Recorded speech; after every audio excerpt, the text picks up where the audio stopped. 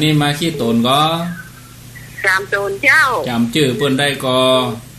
อ๋อพระครูสุเมธเนาะเสรีมันก็เจ้าเสรีเนาะเขาสั่นภรรยามันก็เจ้ามันอยู่วัดไหนม่อนฤาษีนั่นก็เจ้าแล้วม่อนยังแถมม่อนแก้วน่ะม่อนห้วยแก้วโอ้ยอ๋อเจ้าติดกันแล้วแม่2ม่อนได้ติดกันต่อไปเจริญพรไหว้ศาลเจ้าแม่อ้วนแม่อ้วนก็ไม่ใช่ธรรมดาแหละติดอยู่เนี่ยว่าจะได้แม่อ้วนเจ้าฟังหนูเจ้าเจ้าชัดเจนดีก็ชัดเจนดีเจ้า